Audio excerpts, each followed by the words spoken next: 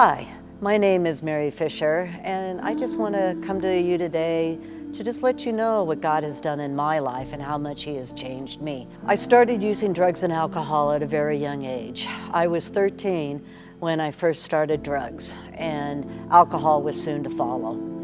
It numbed me from the feeling of being lost and not loved.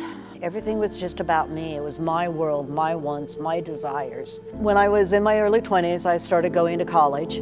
I had a young daughter and I was trying desperately to raise her by myself and just feeling lost and unloved. And I just happened to walk into this building and promoted a different lifestyle that I had never wasn't even aware of or had even heard about at that time. They promoted the lifestyle of homosexuality.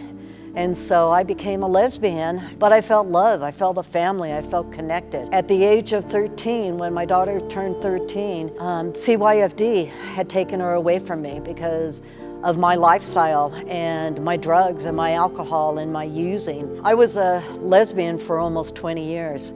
And I still called myself a Christian. I wasn't really participating and walking the ways of a Christian. And then finally it was like God just kept giving these little small nudges to me, like the lesbian lifestyle became less and less appealing, and it became ugly to me. I was feeling ashamed. I was feeling like this isn't really me, and I'd had many relationships, many long-term relationships with women, but the last one, when we broke up, there was just something about that I just knew it was over. And God had cleansed me of that way before I even had come to Him. It was basically 15 years later that I finally actually met Jesus. When I got out of the lesbian lifestyle and started looking at my life, I still was using pretty heavy. The hard drugs had pretty well gone away, but I still was drinking a lot. When I came to the Lord is when He slowly took those drugs away. He gave me His love instead of that having to numb myself. Because of my past, because of